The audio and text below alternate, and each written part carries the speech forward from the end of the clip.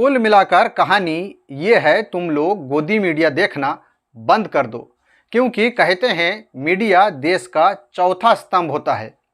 और वही मीडिया अगर तुम लोगों को दिन रात झूठ परोसने लगे, जिस तरह से ये गुल्लू झूठ परोस रहा है। झूठ बोलो, बार बार झूठ बोलो, जो भी बोल सकते हैं सब झूठ बोलो।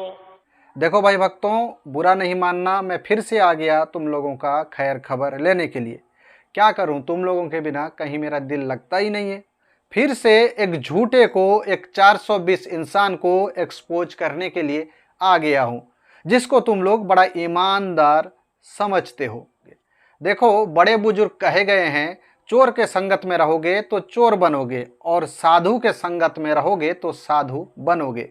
बिल्कुल तुम लोगों को सबूत के साथ दिखाऊंगा किस तरह से तुम लोगों को झूठ परोसा जाता है। बस थोड़ी देर इंतजार कर लो।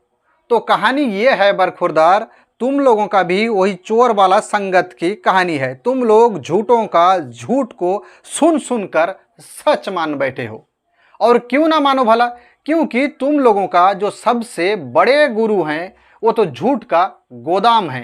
कभी बोलते हैं वो 40 साल तक भिक्षा मांगकर खाए हैं। 1988 में डिजिटल कैमरा से फोटो लेकर वो ईमेल कर देते हैं, जबकि ईमेल का इस्तेमाल पहली बार 1992 में किया गया और डिजिटल कैमरा पहली बार मार्केट में लॉन्च किया गया 1990 में, यानी कि 1990 में। मेरे यहाँ विरमगाम तहसील में अडवाणी जी की सभा थी, तो मैंने वो डिजिटल कैमरा पर उनकी फ़ोटो ली। तब डिजिटल कैमरा इतना बड़ा आता था, मेरे पास था उस समय।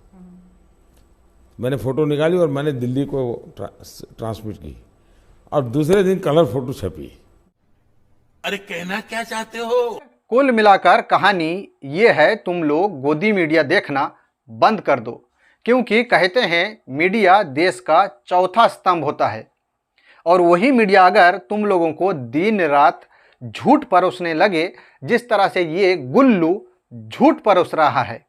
गुल्लू का ये कहना है, देश के संसाधनों पर पहला हक अल्पसंख्यकों का है। ऐसा देश के पूर्व प्रधानमंत्री मनमोहन सिंह जी कहा करते थे। हालांकि गुल्लू ने किसी पीएम का नाम नहीं लिया, लेकिन गुल्लू ने वही पुराना वाला जिन निकालने की कोशिश की है, जो कि सफेद झूठ है।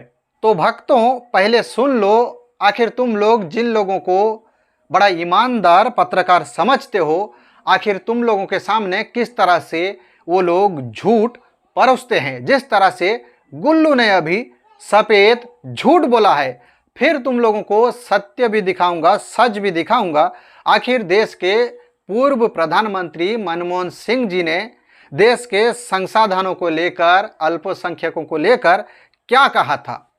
खैर, पहले सुन लो आखिर गुल्लू ने किस तरह से सफेद झूठ बोला है। 2013 के बाद ये देश बदल गया है, ये तुष्टीकरण को समझता है। इस देश के प्रधानमंत्रियों ने बयान दिए हैं, भाई अल्पसंख्यकों का पहला हक है नेचुरल रिसोर्सेज पर। तो सुना भक्तजनों, आखिर गुल्लू किस तरह से सफेद झूठ बोल रहा है।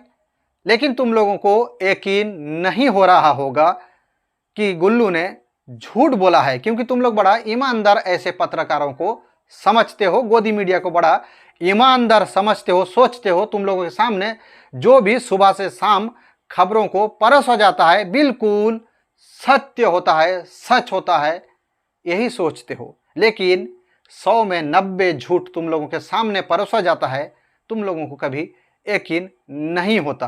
खैर, आखिर देश के पूर्व प्रधानमंत्री अल्पसंख्यकों के बारे में, देश के संसाधनों के बारे में क्या कहा था, पहले सुन लो। I believe our collective priorities are clear.